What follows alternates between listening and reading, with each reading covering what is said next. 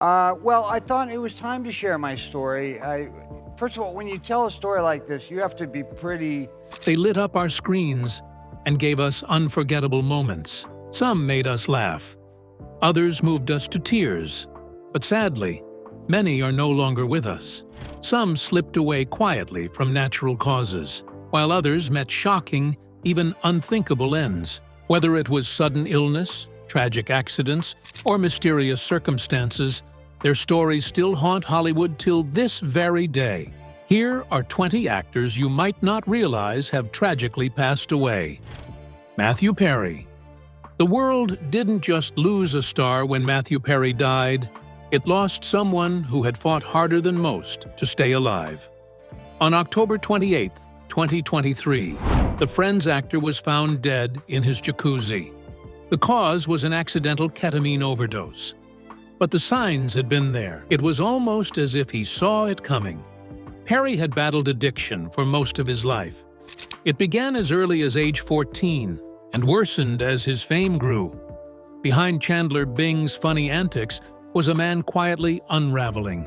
In 2018, he nearly died after his colon burst due to opioid use. Doctors gave him a 2% chance of survival, and he beat the odds. By 2022, it seemed like he was finally healing. And while promoting his memoir, Friends, Lovers, and the Big Terrible Thing, Perry called himself Safely Sober. But the book told a different story. It was one of pain, close calls, and a haunting line. If he died, people would be shocked, but not surprised. A year later, that line came true. He died alone, numbed by the very thing he had fought to escape. Months later, 5 people, including his assistant and 2 doctors, were charged in connection with his overdose. What looked like a tragedy became something deeper. The home where he died was sold for $8.55 million. Though Matthew Perry made us laugh, he also battled personal demons. Perhaps it's true what they say. The funniest people are always at a war with themselves. Though Matthew Perry lived to 54 years, there was an actress whose life was cut short before it even began. Judith Barsi. She was the voice that lit up childhoods. Judith Barsi didn't just act. She became unforgettable. As Ducky in The Land Before Time and Anne-Marie in All Dogs Go to Heaven, her performances carried an innocence and charm that made millions fall in love with her. But behind that precious voice was a little girl living a nightmare that ended in fire, abuse, and gunshots. Born on June 6, 1978, in Los Angeles County, Judith was the only child of Hungarian immigrants József and Maria Barsi. Maria saw something special in her daughter early on, and by age 5, Judith was already training for Hollywood. She quickly made her mark, first in Fatal Vision, then in over 70 commercials and numerous television shows. By 4th grade, she was earning enough to buy her family a home in West Hills, Los Angeles. Small for her age, Judith often played younger children on screen. But at home, she was living far beyond her years. Her father, an alcoholic plagued by jealousy, became increasingly violent. His threats escalated, and the family's fear grew. Judith once told a friend that her father had thrown pots and pans at her. And over time, she developed nervous habits. Sometimes she would pluck out her eyelashes and even pull the whiskers off her cat. In 1988, after Judith broke down in front of her agent, a psychologist diagnosed her with severe abuse. Child services were alerted, but the case was closed when Maria claimed she was planning to leave. She rented a separate apartment. However, she never fully left the family home. On July 28, 1988, tragedy struck. Judith was found shot in her bed, while her mother was found in the hallway. Both bodies had been doused in gasoline and set on fire. József's body was later found in the garage. He had taken his own life. Judith and Maria were buried side by side at Forest Lawn Memorial Park. A bright young star was silenced far too soon. She was taken not by illness or accident, but by the violence of a father who grew jealous of his own daughter. Naya Rivera. Naya Rivera was a star from the moment she could walk. At just 4, she lit up screens as Hillary Winston on The Royal Family. And by 5, she already had a Young Artist Award nomination. In 2009, she ignited television again. This time, it was as Santana Lopez on Glee. Fierce, vulnerable, unforgettable. It wasn't just a role, it was a cultural reset. She didn't just play Santana. She owned her. Rivera brought bite and beauty to the screen, earning critical acclaim, fan devotion, and awards along the way. Her talent was magnetic, but it was her strength that resonated even more. Then, on July 8, 2020, everything stopped. She took her 4-year-old son Josie out on Lake Piru. Hours later, the boat was found drifting. Josie was asleep on board, but Naya was nowhere to be found. A massive search followed. On July 13th, exactly 7 years after her Glee co-star Cory Monteith died, Naya's body was found. She was 33. Investigators confirmed she had used the last of her strength to save her son, pushing him onto the boat before drowning. Her death sparked renewed attention on Lake Piru's safety, with a long overdue swimming ban. Naya Rivera wasn't just another tragedy. She was a force, radiant, rare, and gone far too soon. And yet, for the longest time, Hollywood has long been haunted by the loss of luminous women. None more iconic or more shrouded in mystery than Marilyn Monroe. Marilyn Monroe. Marilyn Monroe's final day was cloaked in sun, silence, and shadows. It was August 4th, 1962, a Saturday like any other in Los Angeles. But behind the closed doors of 12305 5th Helena Drive, time was quietly slipping away. She had once ruled Hollywood like no other, a name that meant glamour, allure, and box office gold.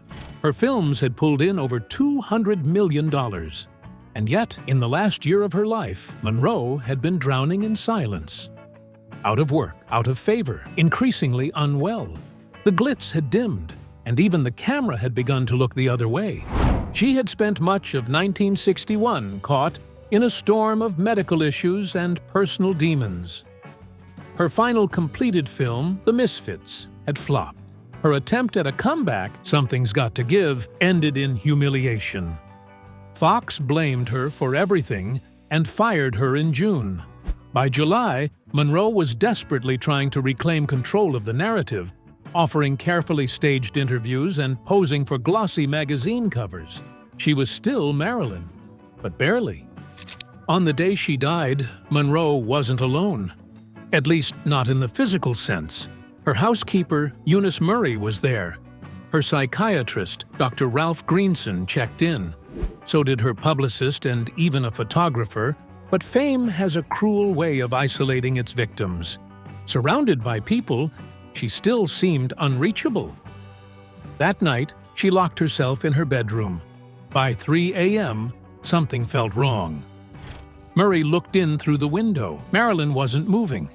Greenson smashed a pane of glass and entered the room. It was too late. She lay there still, her final performance given in silence. A bottle of barbiturates nearby, no note, just absence. The coroner's report called it a probable suicide. The public called it a tragedy. Hollywood called it the end of an era. Marilyn Monroe, an icon, a myth, a woman, was gone at just 36. And even in death, she was the headline. Sharon Tate. In 1969, Sharon Tate had everything to live for. The 26-year-old actress had just earned a Golden Globe nomination. Her career was rising fast, and she was weeks away from giving birth to her first child with Roman Polanski. Hollywood adored her. But none of that would matter. On the night of August 8th, evil came to her door. 8.5 months pregnant, Sharon was staying at the couple's Cielo Drive home while Polanski worked overseas. That night, she was with friends: Jay Sebring, Abigail Folger, Wojciech Frykowski, and Stephen Parent. They had no idea they were being watched by members of Charles Manson's cult. What happened next was brutal. They were slaughtered, stabbed, shot, and beaten. Sharon begged for her baby's life. She pleaded, but it didn't matter. She and her unborn son never got the chance. The murders stunned the world.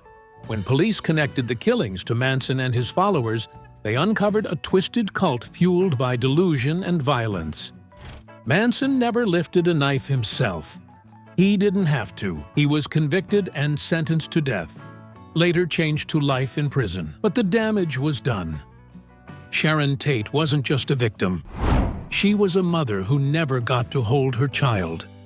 An actress whose life and light were stolen in one of Hollywood's darkest tragedies. Carrie Fisher. 8 years after her heartbreaking death, Carrie Fisher's legacy still lives on. On December 27, 2016, the world lost its beloved Princess Leia at just 60. So how did she die? 4 days before her death, Carrie Fisher had gone into cardiac arrest mid-flight from London to Los Angeles. Though she was rushed to the hospital, she never regained consciousness. The coroner cited sleep apnea and other undetermined factors, with several drugs found in her system as the cause of death. Born to Hollywood icons Debbie Reynolds and Eddie Fisher, Carrie's life was anything but ordinary. At 16, she appeared in Shampoo. 2 years later, Star Wars made her a global icon. As Princess Leia, she brought a kind of strength and energy that blurred the line between character and self. Debbie Reynolds. Barely a day after the world lost Carrie Fisher, tragedy struck again. This time, it claimed her mother, Hollywood legend Debbie Reynolds. 2 icons were gone within 24 hours. Reynolds, who was 84 at the time, had been preparing to celebrate Christmas with her family. She loved the holiday so much that she kept a tree up all year. That year, she had set the table and planned every detail, waiting for Carrie to return home. But on Christmas Eve, Carrie suffered a heart attack mid-flight. Debbie held out hope, praying her daughter would recover. On December 27th, Carrie passed away. The next day, so did Debbie, after suffering a stroke. Her son, Todd Fisher, said she died of a broken heart. Close friend Sue Cameron recalled how Debbie had insisted on everything being perfect for Carrie's arrival. But the table remained untouched, a silent and haunting reminder of what was lost. Debbie and Carrie were inseparable in life. In death, they remained side by side. Their bond was unbreakable, even by time. But not all goodbyes come in tragedy. Some legends take their final bow with grace, after a lifetime of laughter. Betty White. Betty Marion Ludden, better known as Betty White, wasn't just a comedian or TV icon. She was the heartbeat of an era. For nearly 7 decades, she lit up American screens with a radiant smile and a wit that never missed. In the 1950s, she became the first woman to produce a sitcom titled Life with Elizabeth. It was a solid move in a male-dominated industry. Then came the game shows, where Betty didn't just participate, she ruled. On The Mary Tyler Moore Show, she turned sarcasm into sweetness. On The Golden Girls, she gave innocence a comedic edge the world adored. And somehow, she always gave us more.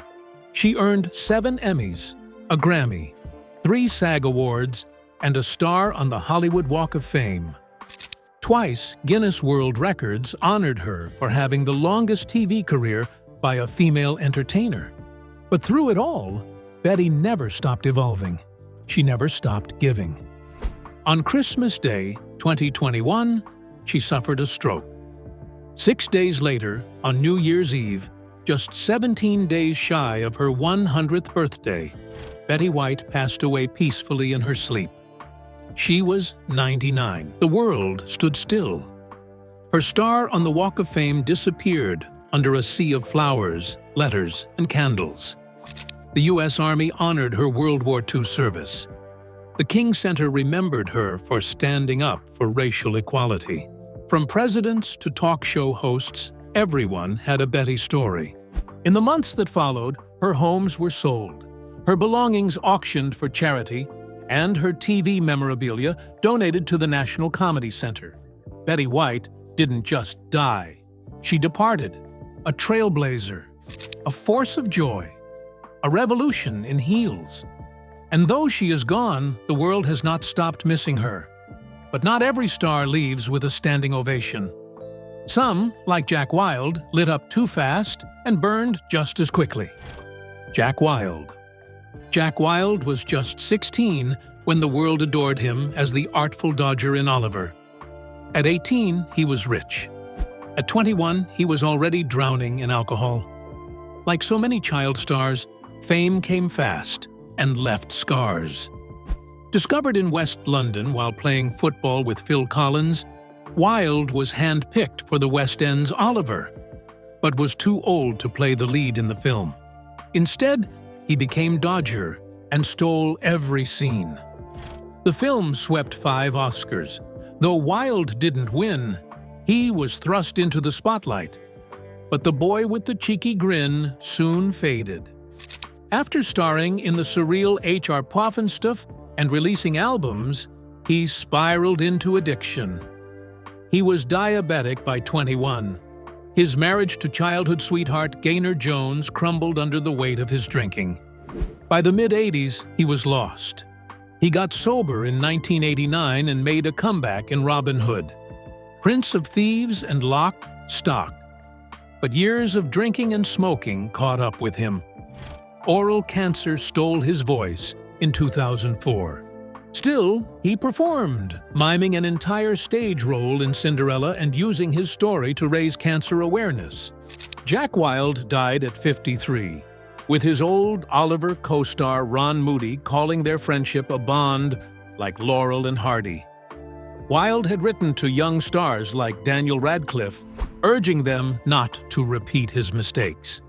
He had been a child star, a lost soul, and a survivor, but the damage never quite healed. Dominique Dunne. Dominique Dunne was born in Santa Monica, California, the youngest child of a ranching heiress and a Hollywood insider. With Mexican and Irish roots, and the kind of pedigree that turned heads in every room, Dominique was bound for the screen, and she made it. Her breakout role in Poltergeist made her one to watch in Hollywood, but behind the spotlight, she was trapped in a real-life horror story. In 1981, she met John Thomas Sweeney, a sous chef at the trendy Ma Maison. They moved in together quickly, but the charm did not last. Sweeney's jealousy boiled into violence. By August 1982, he was yanking her hair out during fights. She fled to her mother's home. However, just days later, she returned to him. But it only got worse. In September that year, he strangled her during another argument. A friend staying with them heard choking sounds and found Dominique gasping. She later escaped through a bathroom window, only for Sweeney to jump on her car hood when she tried to flee. She finally ended the relationship, changed the locks, and moved on, but he did not. On October 30th, 1982, Dominique was rehearsing at home for a new role when Sweeney appeared. She spoke to him on the porch. Inside, her co-star heard slaps, screams, and a thud. Moments later, he found Sweeney kneeling over her in the driveway. Sweeney calmly said she was dead and asked him to call the police. When officers arrived, Sweeney raised his hands and confessed that he had killed his girlfriend. Dominique was rushed to the hospital, but sadly, it was too late. She died at the age of 22. Her funeral drew Hollywood names, but the tragedy was far too real. Dominique Dunne was not taken by the ghosts of Poltergeist. She was stolen by the monster she once loved. And just when it felt like Hollywood had learned to protect its brightest lights, along came another, quiet, scarred, and unknowingly drifting toward his own dark ending. Angus Cloud. Connor Angus Cloud Hickey never chased fame. It found him. Born July 10, 1998, in Oakland, California, to an Irish family, he was just a quiet kid with a scar on his head and stories behind his eyes. At 15, he fell into a dark construction pit and nearly didn't make it. The brain injury left him changed, more withdrawn, more watchful. Years later, while working at a Brooklyn restaurant, a stranger approached him. She saw something in him. He thought it was a scam, but it wasn't. That is how Angus became Fezco, the soft-spoken drug dealer with a bruised heart on HBO's Euphoria. He had never acted a day in his life, but you couldn't tell. He wasn't performing. He was surviving. Fame followed, but so did pressure. On July 31st, 2023, at just 25, Angus was found dead in his childhood home. A mix of fentanyl, meth, cocaine, and benzos stole his final breath. His last words were to his mother, "I love you, Mama." He had more movies coming, more life to live. But the boy who never wanted the spotlight was gone. He left behind a role, a legacy, and a world that loved him too late. Years earlier, another beloved actor left in a quieter but no less heartbreaking way. Willie Garson wasn't a headline chaser either. He let his characters do the talking. Willie Garson. William Garson. Passement was never loud about his brilliance. He just let it shine through every role he played. Born on February 20th, 1964, in Highland Park, New Jersey, to Muriel and Donald Passement, Garson grew up Jewish, curious, and endlessly expressive. He spent 11 summers at Camp Wakila in Maine, where the stage first began to call his name. He chased that calling all the way through Wesleyan University, earning a BFA in theater, then sharpened his craft at Yale Drama School. By the time he hit the screen, he wasn't trying to fit in. He already stood out. TV audiences knew him best as Stanford Blatch, the charming, unapologetically fabulous confidant on Sex and the City, a role he played with such honesty that many assumed he lived it. But off-screen, Garson was a straight man with a quiet heart who adopted an 8-year-old boy in 2009 and devoted his life to being a father. He kept his battle with pancreatic cancer private. When he died on September 21st, 2021, at 57, it shocked even those closest to him. One of the industry's most beloved character actors. Gone, just like that. No spotlight, no last performance. Just a man who gave his all and left behind a legacy built on heart, humor, and humanity. Dustin Diamond. Dustin Diamond, forever etched into pop culture as the quirky, lovable Samuel Screech Powers from Saved by the Bell, died at just 44.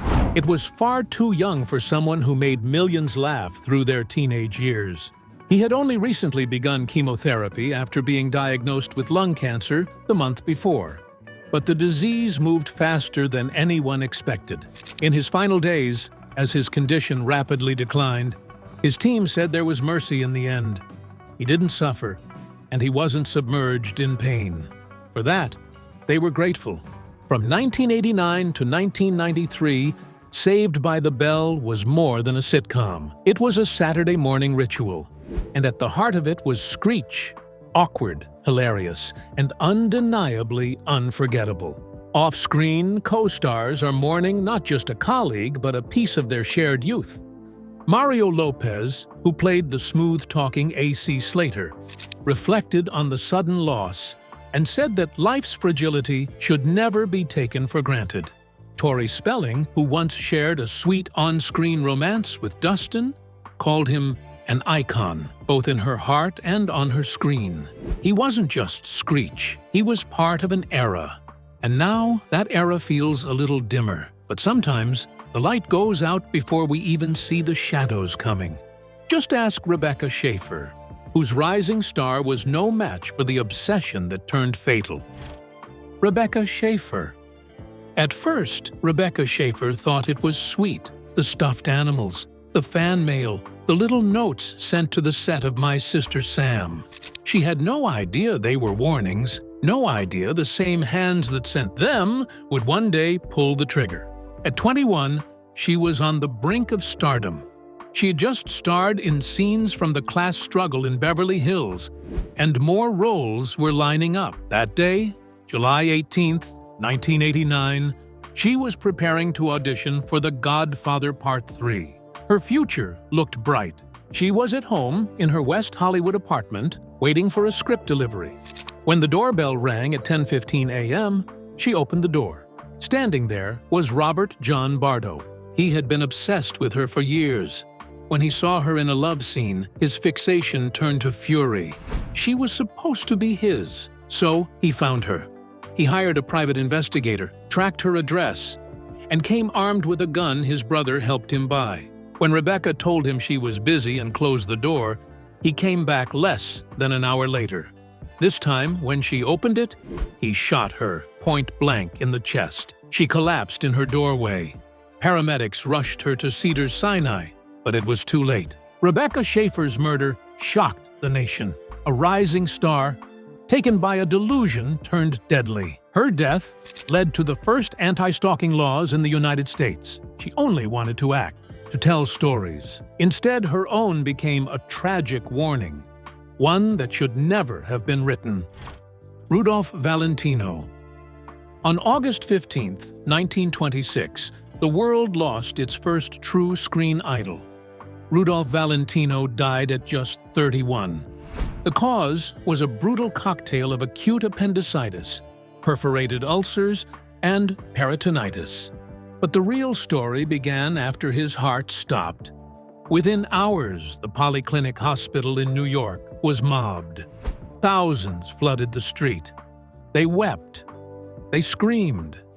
Some collapsed. 10,000 mourners came the very next day, forcing police to dispatch 150 officers just to control the hysteria.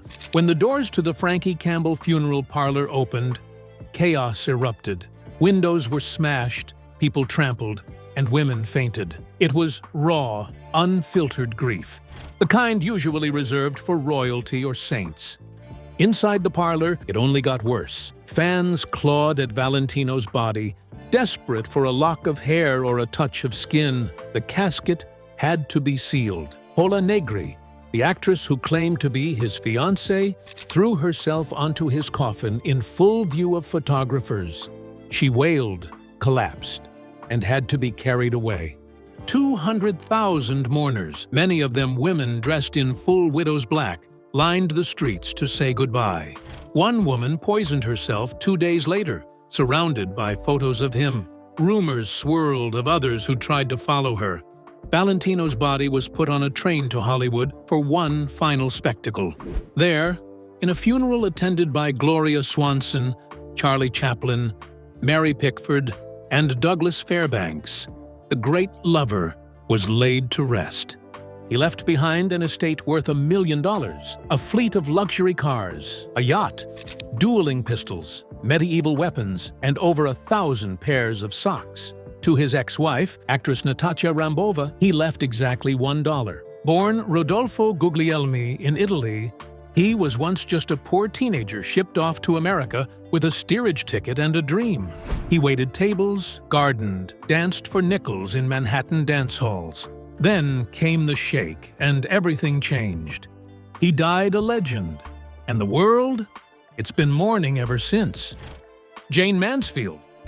Jayne Mansfield was all sparkle and scandal, a platinum blonde whirlwind who turned heads before she even spoke. But on the morning of June 29, 1967, her light was violently snuffed out. The 34-year-old bombshell had just wrapped a nightclub gig in Biloxi and was heading to New Orleans for a TV appearance. Riding in the front seat of a Buick Electra with her attorney, Sam Brody, and driver, Ronald Harrison, she cruised down U.S. Route 90. Her 3 youngest children, including future Law and Order SVU star Mariska Hargitay, were asleep in the back. A thick fog of mosquito spray hung over the road. They never saw the truck ahead. The Electra slammed into a trailer at full speed. The top of the car was sheared off. Harrison, Brody, and Jayne were killed instantly. She was reportedly decapitated. The children in the back miraculously survived. The world gasped. Jayne Mansfield wasn't just gone. She died in one of Hollywood's most horrific crashes. Born Vera Jane Palmer, she arrived in Hollywood in 1954 with a toddler on her hip and a plan. She flaunted her curves, courted headlines, and posed nude before it was cool. But behind the pout was a sharp mind. She spoke 5 languages and played the violin. Few looked past the body. In the end, Jayne Mansfield became what she always sought: unforgettable. Not for awards, but for the way she lit up a room and the way the world stood still when she left it. Bill Paxton.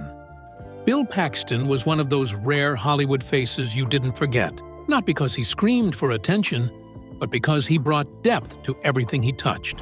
From Aliens to Titanic to Twister, he didn't just act, he anchored.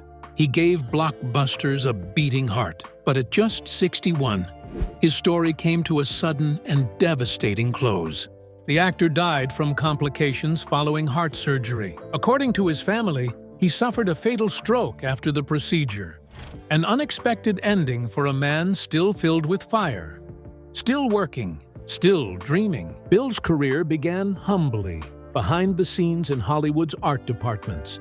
But by the early 80s, he was showing up on screen, popping up in cult hits like The Terminator and Weird Science. His breakout came when James Cameron cast him in Aliens, and from there, his face became as familiar as the summer blockbusters he helped carry.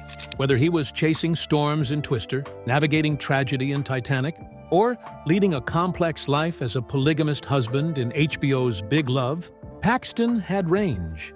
Real range. Gritty, honest, quietly brilliant.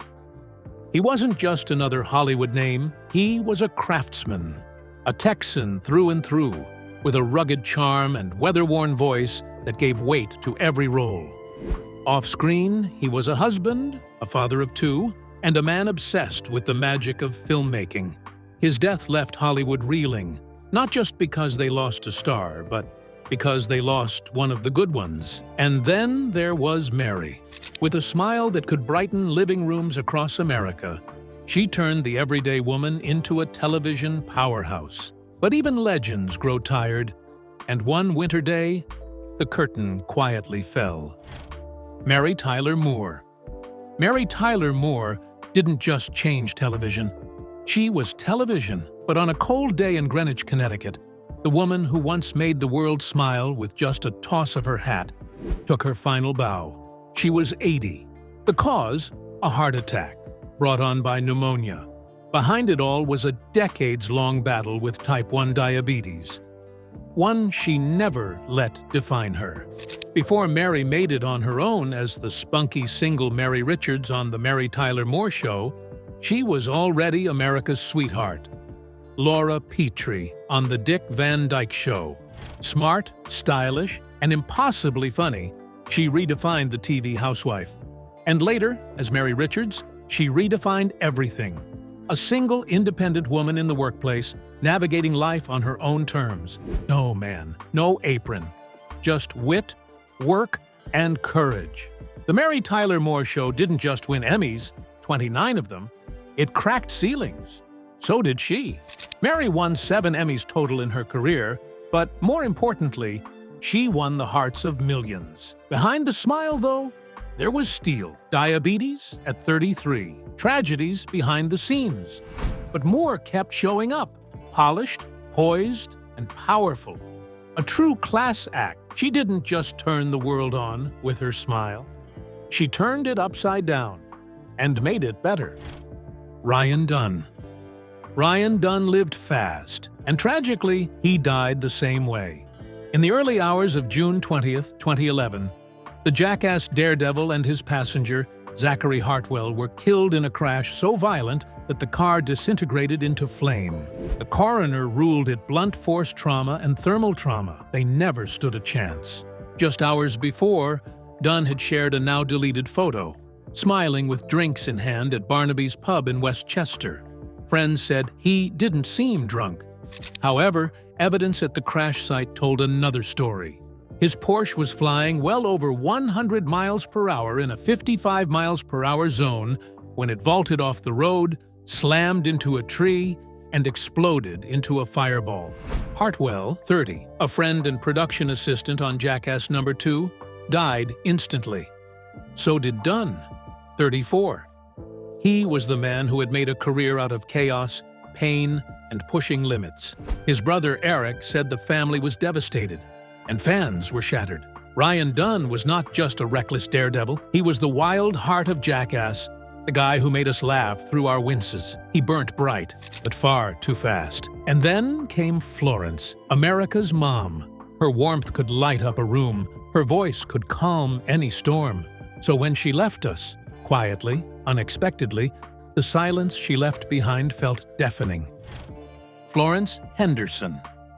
Florence Henderson, the bright-eyed soprano who became America's favorite mom, died suddenly in Los Angeles at 82.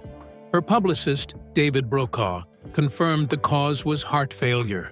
Just days earlier, she'd seemed fine, still active, still smiling. No one saw it coming. In 1969, Henderson was filming in Norway when she got the call. Producers wanted her for a new TV pilot about a blended family. She said yes, and with that, the Brady Bunch was born. So was Carol Brady, the eternally upbeat, bell-bottomed matriarch who would define sitcom motherhood for generations. But Florence was more than a perfect TV mom. Before the Brady Bunch, she lit up Broadway stages with her powerful voice and girl-next-door charm. Afterwards, she never stopped working, singing, acting, dancing, always showing up with grace. In the end, it wasn't a long illness, just a quiet fade. It was felt she would just bounce back, her publicist said. But this time, she didn't. Florence left behind more than a family TV legacy. She left warmth, joy, and a reminder that sometimes the gentlest voices leave the loudest echoes. Which of these actors' death shocked you the most? Drop your thoughts in the comments. Hit like if you enjoyed this, and don't forget to subscribe. Tap the next video shown on your screen. You will enjoy it.